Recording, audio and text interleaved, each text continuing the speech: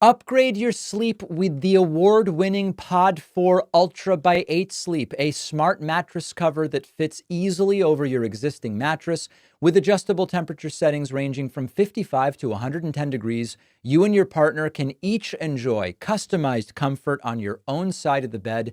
I keep mine at 60 to stay cool throughout the night. It even includes smart technology to adjust your mattress position, help reduce snoring. Plus, you'll have 30 days to see if it's the right fit for you. Visit 8sleep.com/Pacman and enter code Pacman for $350 off. The link is in the description. Welcome to the show, everybody. It does seem that just in time to ruin Christmas for him, Matt Gaetz all of a sudden is suing to try to stop the release of the ethics report into the things he did, but it's too late. It has been released, and it points to statutory rape. It points to paying underage girls for sex. It points to a guy who is all of a sudden going from the MAGA darling poised to be the Attorney General of the United States and bring hell upon the political enemies of Donald Trump, and like that, he drops out from consideration because he wasn't going to get confirmed. And now the ethics report. Oh my goodness, look at this. The House Ethics Committee report has revealed that Matt Gaetz, former Republican congressman, paid numerous women, including a 17-year-old girl, for sex, bought and used illegal drugs, including in his office on Capitol Hill. You know, the drugs thing, it's less of a moral judgment, but it's, again, the do as I say, not as I do, as he was a social conservative, a family man, pro-values, and all of this crap. And of course, he was doing illegal drugs in his Capitol Hill office.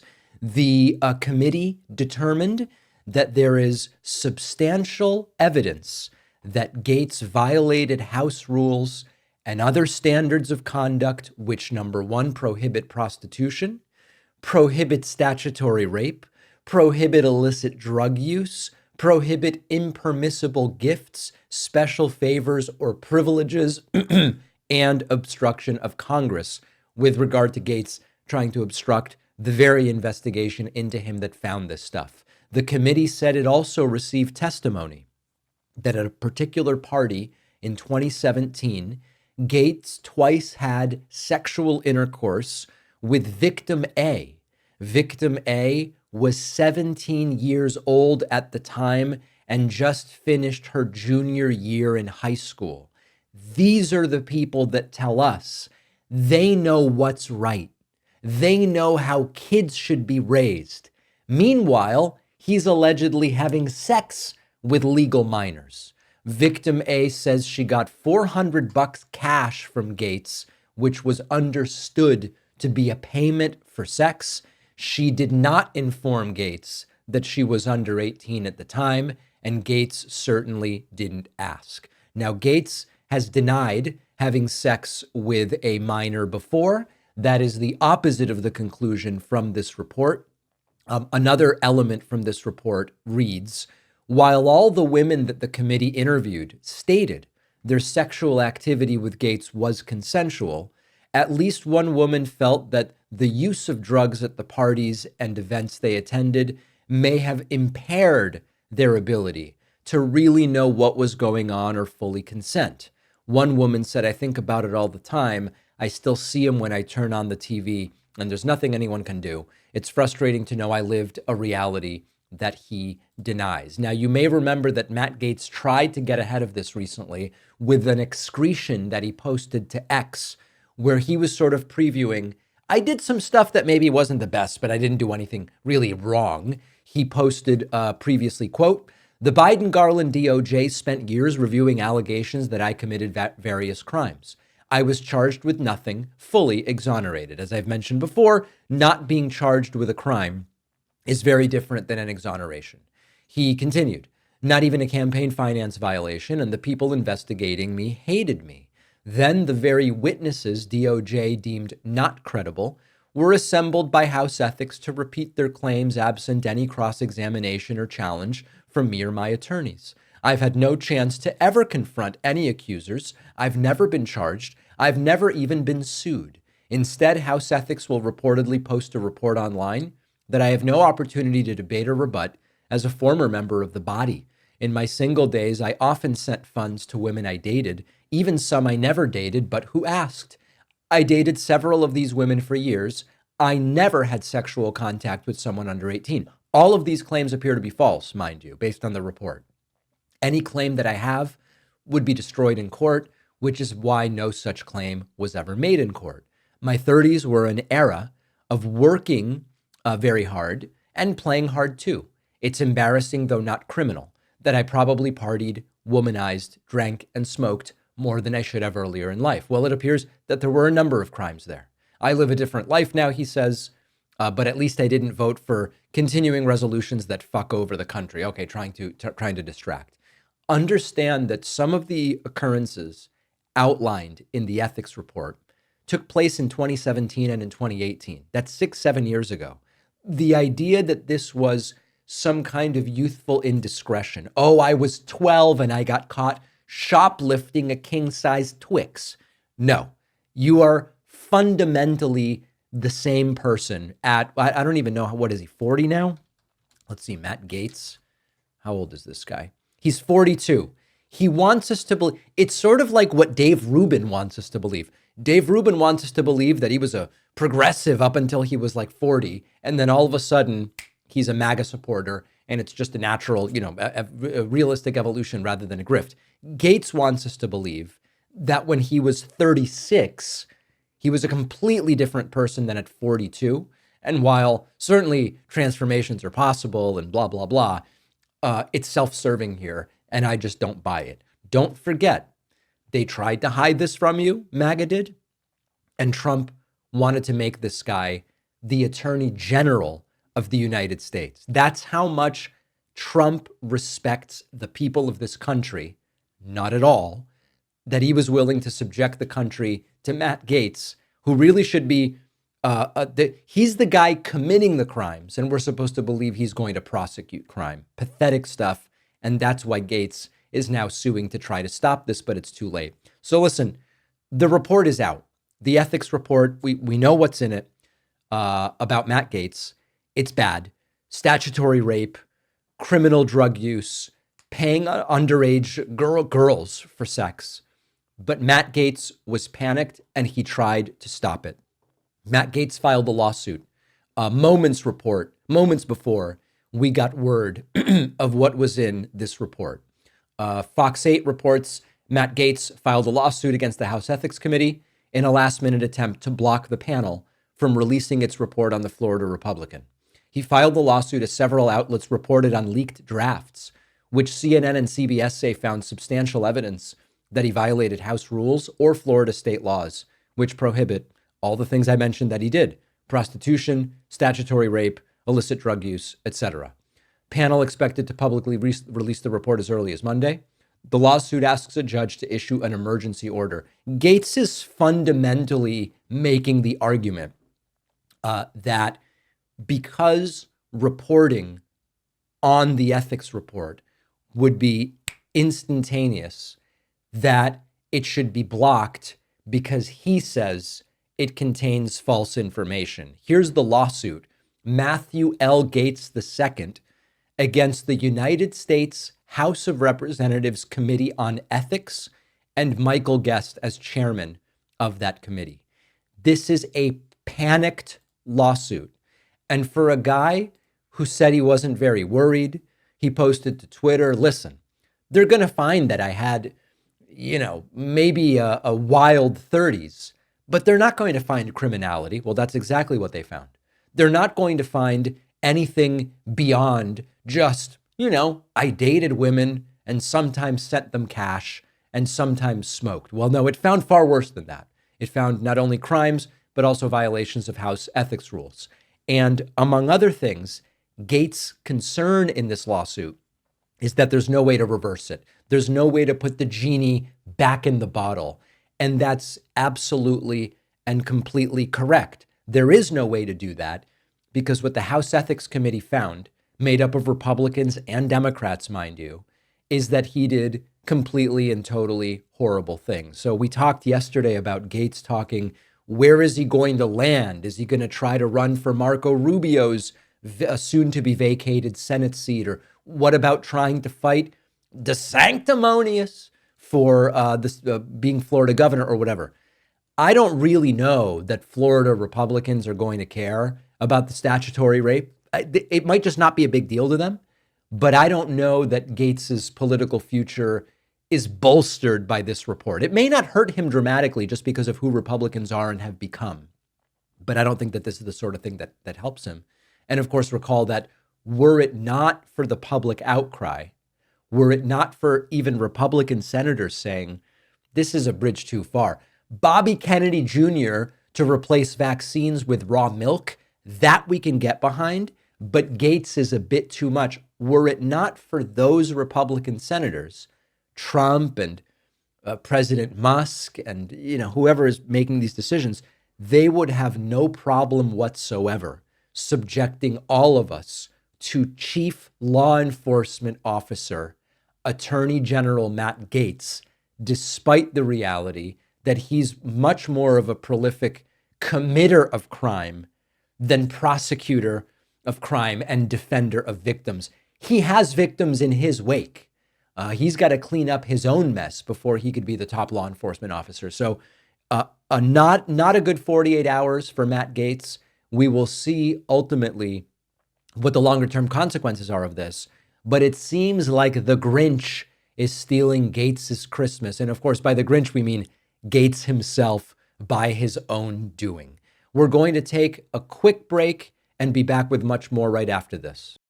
Experience better sleep with the Pod 4 Ultra by 8 Sleep, one of today's sponsors. The Pod 4 Ultra is a smart mattress cover that fits easily over your existing mattress to regulate temperature throughout the night. You can choose a setting anywhere from 55 to 110 degrees. I like 60. I don't like getting hot when I sleep, and it makes a huge difference. If you share your bed, each side can be independently controlled. You have one temperature, your partner has another. The pod will also monitor your sleep and check out the patterns of sleep to automatically adjust the temperature to optimize rest. Snoring is no problem. The pod can gently elevate your head to reduce snoring when detected, leading to a better night's sleep for you and your partner. You can try the Pod 4 Ultra, 30 nights with no risk. If it's not a good fit, send it back. My guess is you'll try it and want to keep it. Go to 8sleep.com/Pacman. Use the code Pacman for $350 off your Pod 4 Ultra. The link is in the description. As we get ready to celebrate Hanukkah and Christmas, consider gifting a David Pacman Show membership to someone who needs it. Could be a friend, could be a family member, could be that MAGA uncle.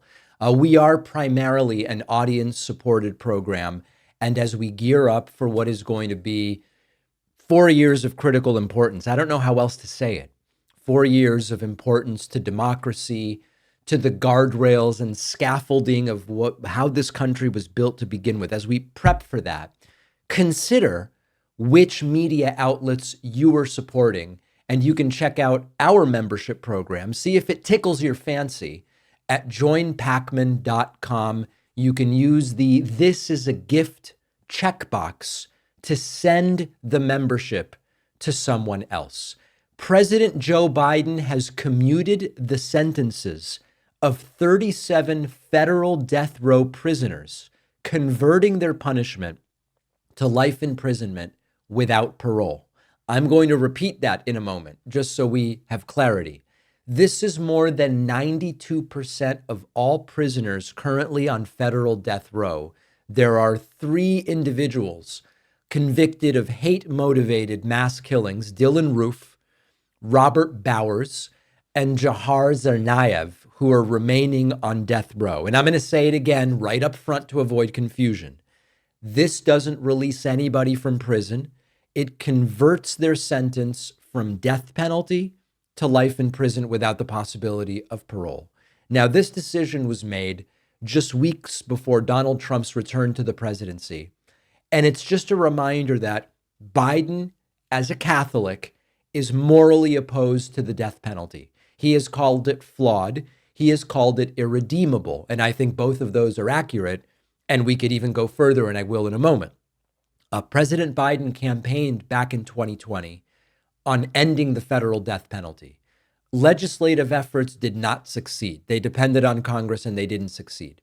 Instead, what Biden did was implement a moratorium on federal executions, and it effectively stopped the practice. Trump revived it during his first term, and we saw 13 federal prisoners executed when Trump was president the first time around. And Biden has placed a moratorium on it. Now, as you can see, this is a stark difference here. Trump's campaign promises are not only he's going to restart the federal executions, he wants to expand the death penalty. He's talked about, we're going to give the death penalty after a very quick China-style trial to drug dealers, to those involved in human trafficking. Trump wants more death penalty. Biden is morally opposed to it. I agree with Biden on this issue. Now, it's also important to mention, not that the justice system is dictated just by the victims of crimes, but it's important to mention that many victims' families voiced support for commuting the death penalty to life in prison without parole. And it really challenges the idea that victims get closure when the state puts people to death.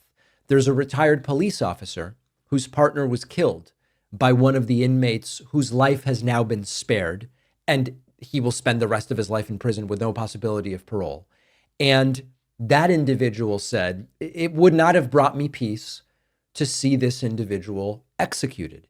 And this just again highlights the moral and the practical shortcomings of the death penalty. And Joe Biden is trying to address that. Now, as many of you know, I'm against the death penalty as well for so many different reasons. First of all, its implementation is filled with flaws. Since 1973, over 200 death row inmates have been exonerated. And that's a reminder that the system often gets it wrong. There is no doubt that innocent people have been put to death erroneously with the death penalty, and you can't reverse it. But even if you could execute the death penalty with perfect accuracy, I would still be against it, because we know that the death penalty is also applied in a racially biased and unfair way based on class, based on skin color, even sometimes applied to individuals who lack the cognitive capacity to even know what is going on.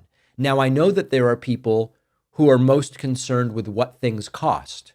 And many of these supporters of the death penalty love to say, and I take them at their word that they believe it, they say, we're not going to spend endless money to keep someone housed and fed and with medical treatment in prison. Let's simply execute them. It's cheaper. But the problem with that is it happens not to be. To go through the entire death penalty process with the appeals and the cost of death row is actually more expensive. Now, some of these right-wingers will react to that and say, well, don't give them the appeals and don't put them on death row. There are innocent people on death row. How on earth do you justify eliminating the appeals process? We need a better appeals process. So even the financial aspect of it doesn't make sense. And no matter what your priority is, there are lots of different reasons that we should say no more death penalty. At the end of the day, the motivation often for the death penalty is revenge. Now, I know every time I talk about this, someone will write to me and they'll say, David, you might feel differently about the death penalty if it was one of your loved ones who had been killed. And I agree with that. You're completely correct. If it were one of my loved ones, I probably would feel differently. But that's a reason not to have the death penalty, because I might feel differently if it were my family member out of a desire for revenge. And revenge is not the point of the American justice system. If you think it should be, well, change the law, but that's not the point. So the fact that my view might be different in the heat of emotion and of a personal connection to this issue, that's evidence we shouldn't have the death penalty, not that we should. So I like that Biden did this. You can't have a system that is rooted in fairness, relying on a punitive and broken practice. And in this context, what Joe Biden is doing is necessary. I would argue it's not nearly enough, but it at least sends a message. The state should not be in the business of killing its own citizens. Trump's going to expand it. He loves archaic stuff. He's like, let's go back to the 50s, the 1950s, the 1850s. This is not just about sparing lives. It's saying this is a system that doesn't value justice. The death penalty doesn't value justice. It risks executing the innocent. It's not a business that the state should be in. The question now is, will Joe Biden's stance keep going in the direction of change? Or is this just sort of a fleeting moment and Trump will come in and say, let's start executing drug dealers? We don't know the answer to that yet. You know, one of the things I have always said to my audience is, if my opinion changes about something, I will tell you and I will be upfront. And my opinion has changed significantly about Democratic Congresswoman Alexandria Ocasio-Cortez over recent years. Now, I know that many of you are now disgusted with AOC. I get emails from a slice of my audience that says, AOC sold out. AOC no longer is fighting for this or fighting for that, and she's not what she once was. I would argue that that's for the better. I'll be honest. When she first started her political career, I didn't find her political instincts to be particularly well-tuned. I didn't think that she had the knowledge of economic issues that I would like to see from those fighting for economic justice. I didn't think that she was particularly pragmatic. Well, listen, you can say for better or for worse. The reality is that once you start to see the system from the inside, you start to adjust your perspective into one that says, oh, given that this is how the system works, here's how I am going to work within that system, both to achieve outcomes that are good and also to change the system. It's not an accelerationist point of view. It's a far more incrementalist point of view, something I agree with as well and have an entire chapter about in my forthcoming book. And one of the things that I think AOC is doing so well right now is she is trying different ways to communicate with people. And although this is not, you're not going to you won't achieve world peace by doing Twitch streams and answering questions on TikTok. Okay, not pretending that that's what you're going to do. But when the Democratic Party is struggling to connect with voters, and when misinformation runs rampant and there's no way to reel it in, and we're saying there's a lack of genuineness that plagued Kamala Harris, as we talked about yesterday, that Donald Trump seems to have figured out. One of the things I think AOC is doing really well is she's communicating directly with people in a way that is genuine. Here, I'm going to just play 3 TikTok videos she did. She opened it up to questions, and a bunch of people asked her questions. And one of them was, do you really have this multi-million dollar net worth that a lot of Republicans claim you have? And you can't go to the source any better than this. And these are short clips. This is not groundbreaking stuff, but there's something here that as a communicator, I think she's excellent. Take a listen to this. No, this is not true at all. This is like a complete Republican fabrication. It is December 2024. Members of Congress have to file financial disclosures. And you can see from my legal disclosures that I remain one of the lowest net worth members of Congress. I do not trade individual stock. I have no outside income. I live off of my congressional salary. And that's just what it is. I don't believe in members of Congress trading individual stock. I think it's wrong. And I don't do it. Even though technically you legally can, I choose not to because I think it's messed up. And so Republicans love to just like straight up lie about this, and they'll just put it in comment sections until people believe it and repeat it. But this is like very easily able to look up, and it's a fabrication. What's very good about this is that she is not only correcting a falsehood, she is also saying you can independently confirm this. And she is also using it as an opportunity to connect her personal actions to what her values are, which is, even though legally I could trade stock, I don't believe we should, and so I'm not doing it. That's very different than some elected officials who will pay lip service to you, yeah, the Stock Act but I'm going to keep trading stocks. And I'm going to teeter on the line between what is insider information and what is not, or privileged information. I think this is really good political communication. Now, is there a broader campaign strategy in here for the next presidential candidate? I don't know. That's 4 years away. AOC was asked during this Q&A, and this might have been on Instagram Live and then reposted to TikTok. I don't know. It's one of these vertical short form formats. Is Elon Musk the shadow president? And again, I think that she's answering these questions well. Elon Musk, I believe, does create problems for Trump. And I've been seeing over the course of the last week that... By the way, that's her dog snoring, I think. When Elon tweets something and when Trump tweets something, Republicans don't know. I've said this earlier. Republicans don't know who their daddy is. Like, they don't know which one they need to be listening to first. Which, by the way, in the next segment, we're going to deal with this. When Elon posts, MAGA gets confused. And that's actually, we'll dig into that a little more. And it's scrambling them. But it's not a joke that I think Elon poses real political problems for Trump and arguably may have more, at least rival his power and influence. And that's going to be a problem for Trump. They're both bad, but there you go. Yeah. And then finally asked, in this situation where so many of us are demoralized, where so many of us are saying, what else can we do? They want everything. How do you fight back? And addressing that as well. Now, I think there's going to be a lot of people that have answers and takes on this question, understandably so. I'm not going to be here to tell you, here's the definitive answer, but because I think that the time that we are about to enter is going to be highly experimental.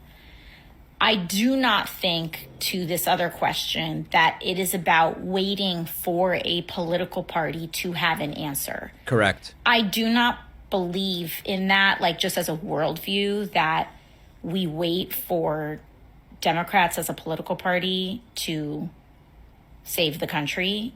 I don't believe that the structure of that party does that inherently. Now, that doesn't mean, to me, that doesn't mean that you don't vote for them, but I believe that building independent power of people's movements, union, labor, other protest movements, etc., is where media as well, I think, is important.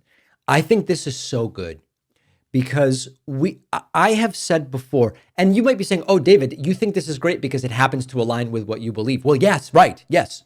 I have things that I think are the direction that the left should go. And AOC, in contrast to 4 years ago, is now mirroring some of that, I think, as a result of her experience. That's great. I've changed my views about AOC. AOC has changed some of her views about what's going on. As I've said before, political parties may offer policy that you like, and political parties may offer a platform and candidates that overlap with you more or less. But when it really comes to achieving change and so on and so forth, to a degree, political parties exist like corporations do to sustain themselves. And in the same way that a corporation will offer a good product or service, if that's what will help it to sustain itself, not because it's an end unto itself, but because it's the means through which they can exist and earn profit. The Democratic National Committee, the DNC, the RNC, these are essentially corporations that exist to justify their existence. And AOC pointing out, listen, I don't think that you vote for them when you agree with their candidate more than the other candidate. But we need independent systems here, independent scaffolding. Now, I'm sure that there are some who would say the independent scaffolding we need is the Democratic Socialists of America. Well, good for you. I'm not a socialist. I don't believe that that's what we need. I would focus more, for example, on the lacking media ecosystem. Look at what Turning Point USA did over the weekend. We covered some of it yesterday. Maybe we'll talk about some of it today. So on the details, we may not agree. On every policy, I'm sure we don't agree. But I am very much seeing AOC as a political force due to this change that some of you are furious about. I see this as setting her up to have way more power rather than what some say, which is she's given up the power by moderating or becoming more pragmatic. No. That was going to be an obstacle to power. And I think now she is really readier than ever to seize it. So let me know what you think. After the break, I am going to get into this kind of like who's their daddy thing. Is it Elon or is it Trump? I think it's an important question. Don't forget that the best way to support the David Pakman Show is by becoming a member, which gives you access to the daily bonus show, the regular show with no commercials. You also get access to our entire archive of every episode dating back a really long time and plenty of other awesome membership perks. Go to joinpakman.com, joinpakman.com. All right, let's talk about it. Who's their daddy? When Elon Musk posts and Trump maybe hasn't clarified his position, or maybe he has and it's different, MAGA gets very confused. For years, Donald Trump has been the undisputed leader of the MAGA cult. When he says jump, they say how high. He gets banned from Twitter, and they treat his troths on Troth Central. Where is it? Oh, my goodness. Troth Central. Right. They treat the troth like their next sacred text. That's the level of loyalty that we're talking about. But now in comes Elon Musk, billionaire tech bro, self-styled free speech hero, and owner of Twitter, which he insists that we call X now. And Musk is not just dipping his toes into MAGA world. He's sort of cannonballing right into the deep end. He's got his followers fired up, and some of them overlap with Trump's base. But there's the thing that makes it complicated, which is that when Musk and Trump don't align, MAGA is left completely confused about who they're supposed to follow. Now, case in point, we've got the recent fight over Speaker Mike Johnson's budget deal. Musk was all over it, calling out Republicans who backed the deal, threatening to primary them. And his fans were ready to storm the gates, while we initially had complete and total silence from Donald Trump until he eventually came out against the deal as well. But let's be real. He didn't come away looking like the leader here. He looked like he was playing catch up to Musk. Musk was tweeting about policy, and Trump was, playing YMCA at Mar-a-Lago from his iPad.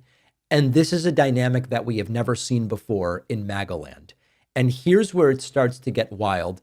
And I think that to a degree, this is what AOC, in the video clips we looked at earlier, when she said that Elon poses problems for Trump beyond just the short term.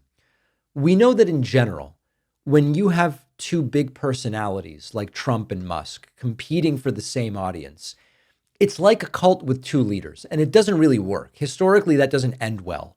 Cults thrive on absolute loyalty to a single voice. When there's more than one leader, the followers get confused, not only because sometimes they get two messages, but because they often see the leader as the ultimate source of truth. I've said before, on this show, I tell you, I'll give you my opinion. Fact check me when it's factual. Seek other opinions when it's a value judgment or a moral judgment. But one of the things that Trump has done for nearly a decade, I alone can fix it. I understand X better than anybody. And when you have two people with the claim to ultimate truth, it becomes a real problem. And it also makes the cult followers question, how much can this guy really be the ultimate source of truth if he's not even sure and is changing his mind when Elon Musk says A, B, or C? So the risk is they end up splitting into factions, which is how cults sometimes fall apart. Some stay loyal to the old, usually a guy, to the old guy. Others gravitate to the newer, shinier option. In this case, it's Elon Musk. Trump built this movement by being the guy, the one and only leader. And Musk is sort of muscling in, and it's working. And it even has made Trump, on yesterday's show, we played the clips of Trump at the Turning Point USA event saying, no, he's not going to be president. I'm the president. Elon Musk's brand is probably better for the younger right-wingers who spend their lives online than is Trump's. Trump's is like, okay, but Elon's is probably better. He's the tech guru. He's the free speech warrior. He understands tech better than Trump. He talks about woke culture and he flies around in his private jet. Trump flies around in his private jet too. But now he's running the plays and it makes Trump look a little slow to the draw. And ultimately, Trump's ego is not going to be okay with that. These are two people on a collision course, no matter how much they smile and shake hands for now, because there is not room for two kings in the MAGA castle. Kara Swisher, who I think is great, she said it really well. She said, there can only be one. And when the showdown happens, is it going to be the African-American immigrant from South Africa, or is it going to be the actual president of the United States? It seems to me that MAGA is going to have to pick a side, and it can really only be Trump. I mean, picture a scenario like this one. Musk tells his followers, ditch a candidate that Trump has endorsed. What's Trump going to do? Well, he's going to tell his base that Musk is a loser. And what happens then? Do the MAGA voters rally around the guy who's been their leader for nearly a decade, or side with the billionaire that runs the social media platform? I don't know for sure, but I think the ones that are more politically connected and involved are going to choose Trump. This is not just about politics. This is about identity, as is typically the case with these cults. MAGA is not built for nuance. It's built for loyalty and slogans and blind obedience and supplication. So when Trump and Musk inevitably crash, it's going to throw their followers into chaos, and the unity that MAGA relies on could just shatter into a million pieces. So the next time Elon posts something that contradicts Trump, ask yourself, who's their daddy and do they know it? Because the answer to that question is what could really determine the future of MAGA and whether this is a movement that can survive with two massive egos under the same roof. Now, speaking of Elon Musk and his self-serving ideas, Elon would love to take your Social Security money and your Medicare money to pay for his tax cuts. I've been warning you about this for weeks now. Elon Musk, Vivek Ramaswamy, their shiny new Department of Grifty Edgelords, Doge. It's not about fixing stuff. It's about dismantling whatever they can to justify the policies they want that would benefit them. And it could be dismantling Social Security, Medicare, and other things that working families rely on so that the ultra wealthy can cash in again. Here's what's happening. Musk and Ramaswamy are now the Republican go-to guys for slashing programs, slashing spending that millions of Americans depend on. They are assigning a word that sounds great. They're saying, oh, this is efficiency. But it's important not to be fooled. This is about cutting $2.5 trillion when the totality of discretionary spending is $2.5 trillion. If you believe they will cut anything close to that, they won't get it from discretionary spending. They will have to get it from mandatory spending, which includes programs like Social Security and Medicare. And the reason they would want to do that is to pay for tax cuts for billionaires and for giant corporations. It's just very simple arithmetic. You can't cut 2.5 trillion without going after these programs because you can't cut the discretionary budget to zero. This is not a new idea. It's just Elon and Vivek running it is new. Back in the 1980s, it was Reagan's Grace Commission. They made thousands of recommendations. Now, almost none were implemented, but it would have been cut stuff to get goodies for us.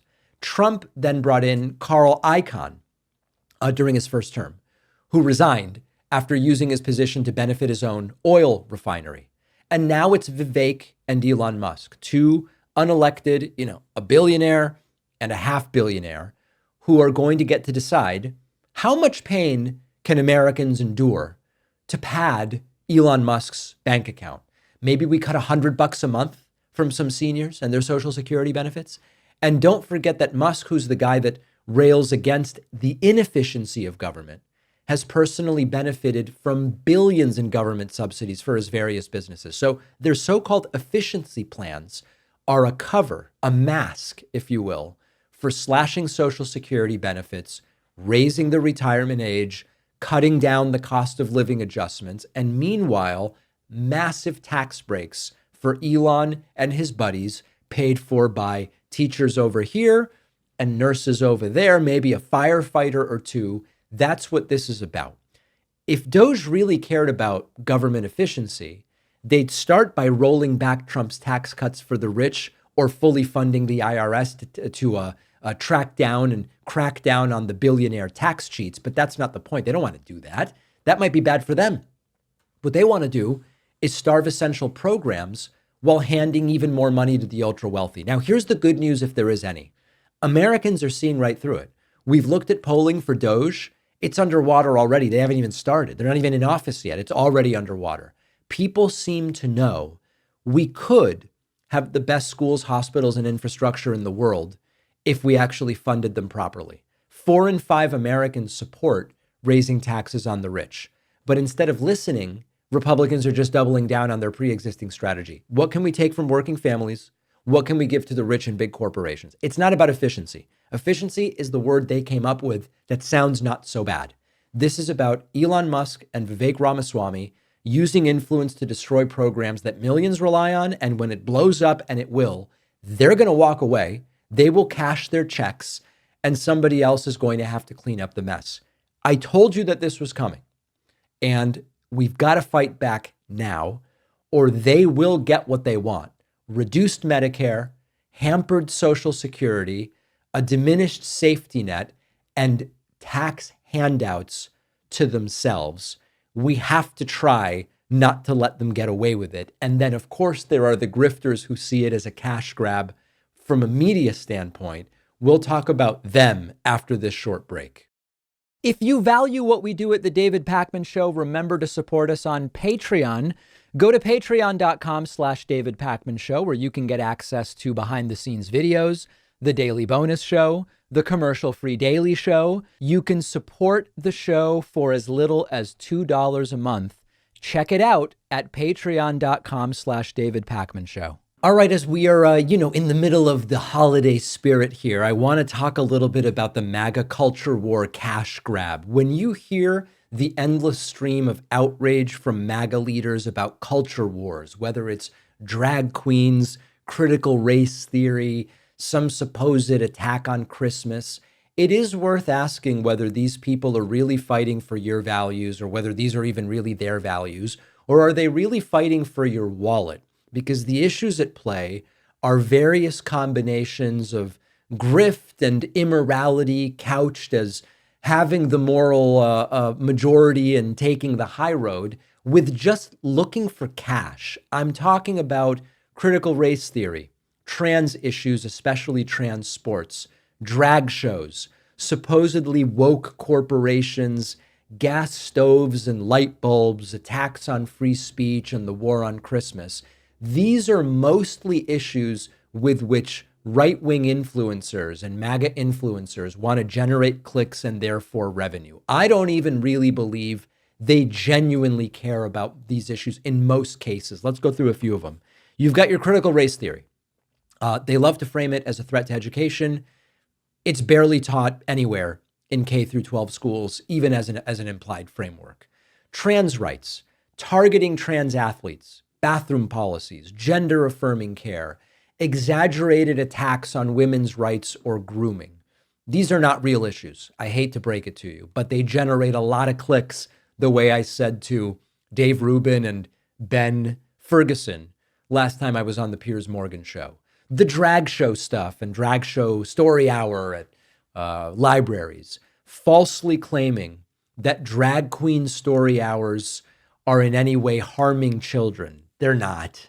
Woke corporations, boycotts of Disney, Target, Bud Light because of their woke policies. And then, you see Kid Rock just drinking Bud Light after making a big public show of, it's all bad now.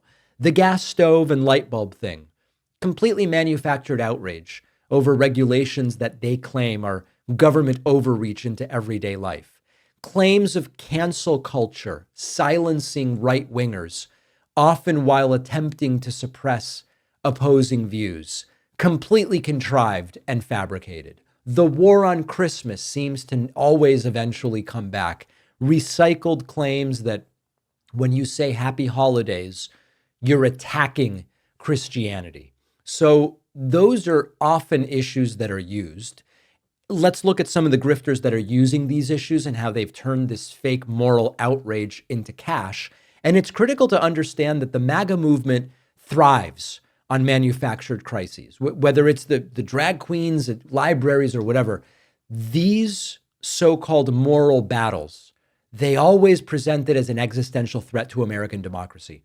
The real threat is the people saying, we don't really respect American democracy. That's who I would argue is the real threat.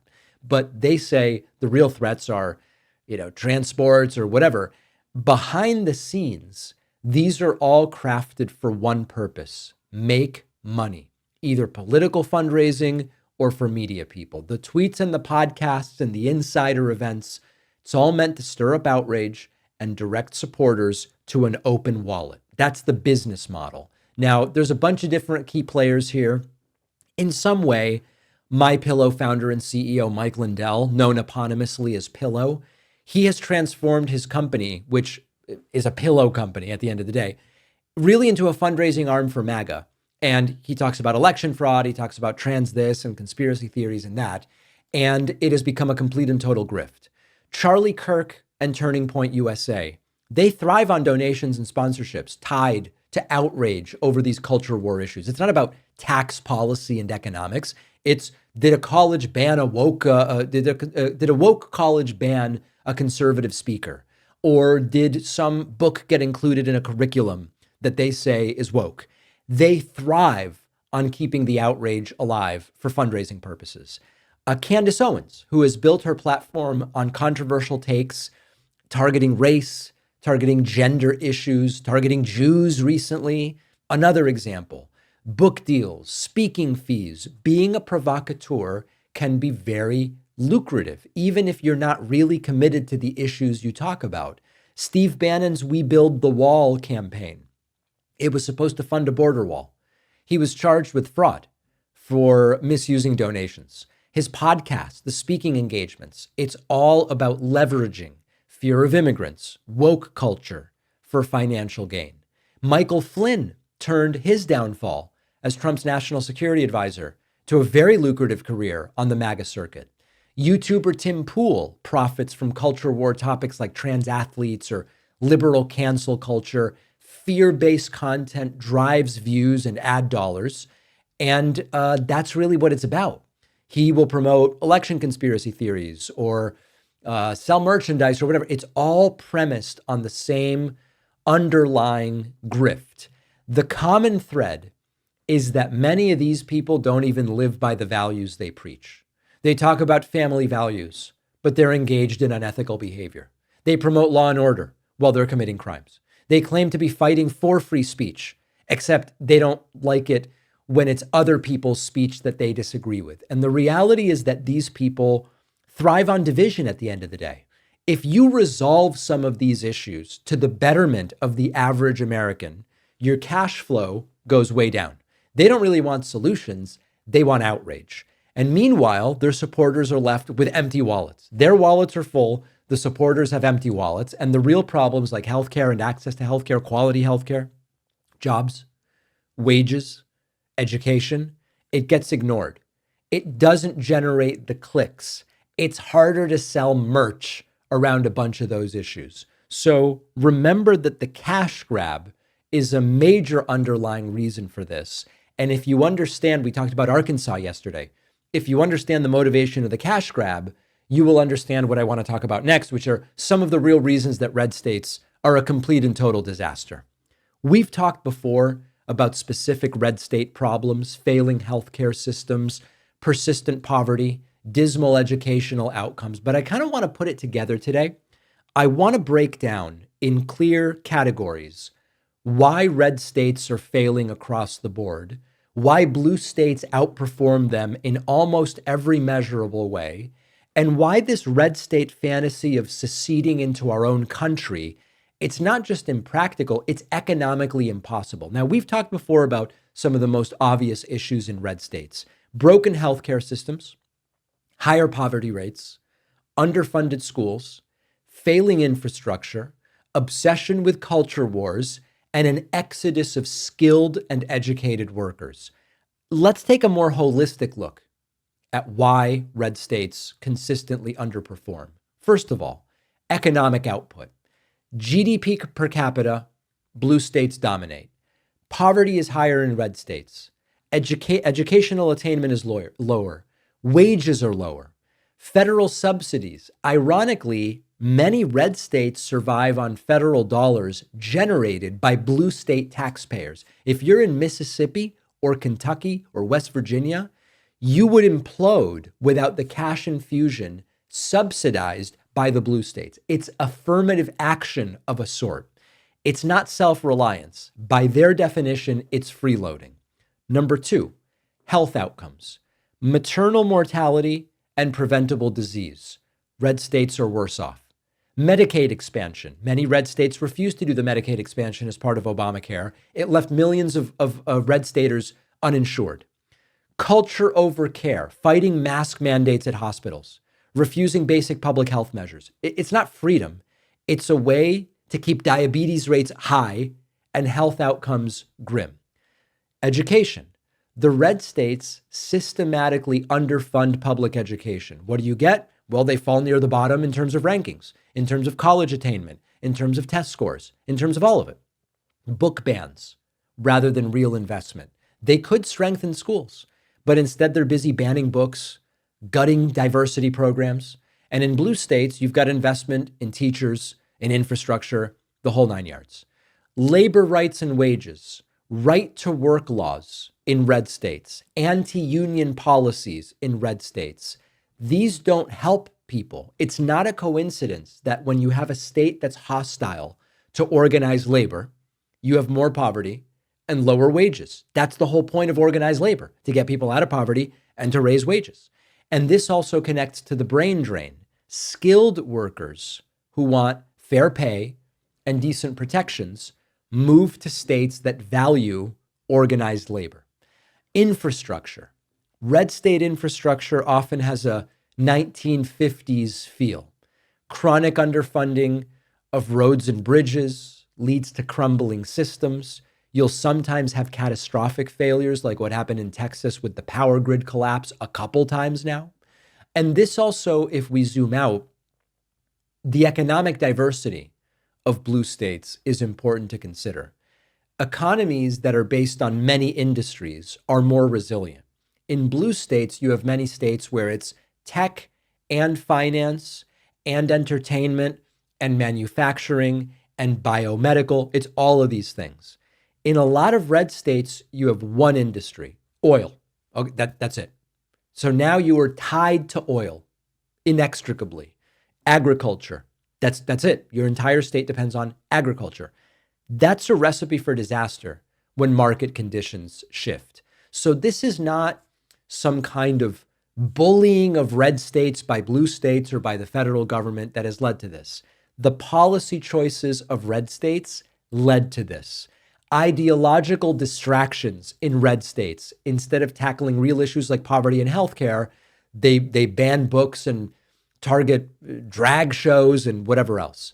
Federal dependency, they say we're against big government, but they couldn't survive without the subsidies from us in the blue states. So that gets us to the secession. What happens if red states decide we've had enough, we're going to form our own country? The answer is economic collapse. No more federal subsidies means no money for roads, schools, healthcare. Skilled workers are going to keep leaving. The budget implosion will be irreparable if the blue states aren't subsidizing the red states. I'm not saying things are perfect in blue states, far from it. But if you look at the averages, if you look at the data, the red state policies are predictably keeping people poorer, sicker, and less educated in these red states. And of course, those failed policies affect everybody because we in the blue states now have to subsidize them. Finally, I know a lot of people will listen to this and they'll say, but David, you know what the red states have? Cost of living is way lower. And you're right, it is.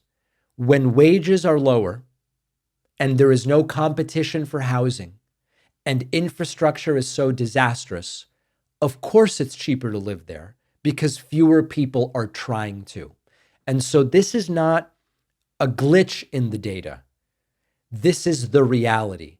And I don't understand, and maybe it's because there isn't anything. I don't understand how anyone could be convinced that what Trump is offering is going to help these red states. I don't see how it will, and I don't predict that it could. Let me know what you think. Okay, before the holiday, I thought we would dip in a little bit to the voicemail because we've kind of gotten away from live calls and voicemails because, as I've said, they're mostly very low quality. The audience didn't really like them. We'll do a little Hanukkah Christmas voicemail reminder of what was in there. Here's two voicemails I found from the last couple of days. Here's the first one. Hey, David, I have a question. Have you always looked like you have Down syndrome? And, you know, David, I think you're the type of guy that when you eat a Snicker bar, you like to eat it upside down so you can feel the veiny part on your tongue. There you go. I guess that's what? It's making fun of people with disabilities, homophobia. Okay. And then here is one other. This is a reminder of why we don't do this anymore. Hi, David. I like your story about growing up in school and there were some kids with something like off about them. You couldn't quite tell what it was, but in hindsight, you know that those kids had autism and you were one of those kids. There you go. So a beautiful Christmas greeting from many of our friends here, I guess, and just a reminder of why most people seem to agree it was the right decision to move on from the voicemails. We've got a great bonus show for you today. I'll tell you what I will be up to for Hanukkah. Producer Pat will tell us what he will be up to for Christmas, and we will both discuss, of course, Festivus, critically important holiday. All of that and more on today's bonus show. Sign up at joinpacman.com. Remember that we are off tomorrow, and I'll be back with a new show on Thursday.